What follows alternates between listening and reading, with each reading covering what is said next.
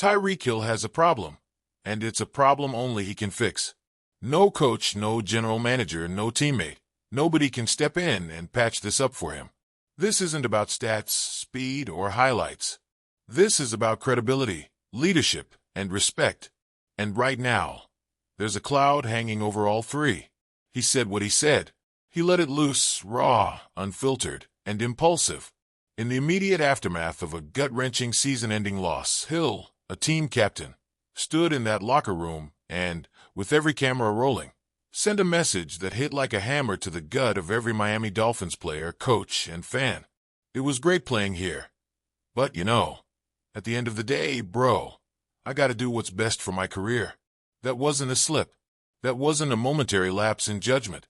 That was the essence of a player who, in that moment, prioritized self-preservation over unity. That was a leader, in title only, throwing up the deuces not to a defender, but to the very team that paid him, praised him, and gave him the biggest platform of his career.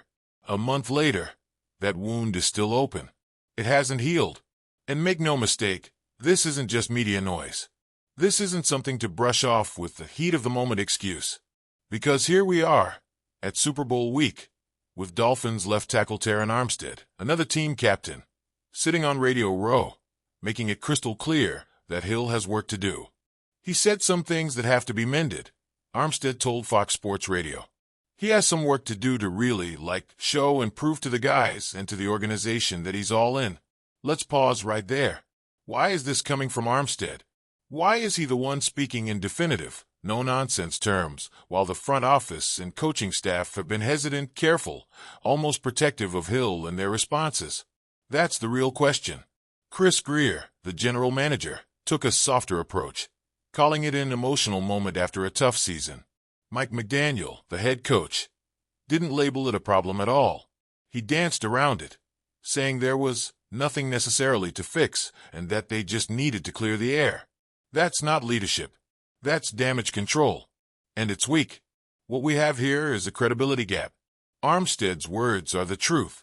Hill has fences to mend. And the fact that this still needs to be said a full month after the season ended suggests that those fences, they're still broken. The apology that should have been immediate, the locker room accountability moment that should have happened on day one, the reassurance to teammates that his commitment is unshaken, none of it has happened. Instead, what have we seen from Tyreek Hill? A failed PR cleanup tour. He sat down on a podcast, tried to explain himself, and only made it worse. What y'all heard at the end of the season is frustration, bro, he said. I've been winning my whole life, bro. A lot of people don't understand, bro. I bust my butt every day. So I deserve to feel like that. No. That's not how this works. Every player in the league busts their tail. Every player wants to win. What separates leaders from the rest is how they handle adversity. And quitting literally. Visibly quitting in the fourth quarter of a win-and game before doubling down by publicly questioning your future is not something you get to brush off as frustration, bro. An agent speaking for him. This was another red flag. His own agent, when asked if Hill was committed to Miami, had to hesitate and say he needed to check with his client. That's not reassuring. That's alarming. Headlines for everything but football. Since that meltdown, we've seen Hill's name in connection to a lawsuit, in self-promotional campaigns, in video game streams, everywhere but where it matters. Meanwhile, the real leaders on this team are out here answering for him. Which brings us back to Armstead. When asked if he was surprised by Hill's reaction, his answer was as concerning as anything.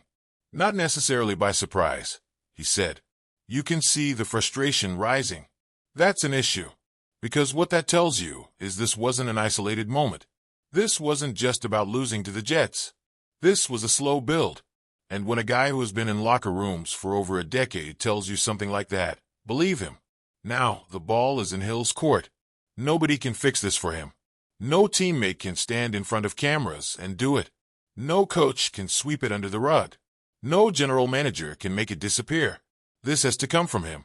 The first step, standing in front of the entire locker room, looking every single one of his teammates in the eye, and saying what should have been said the very next day.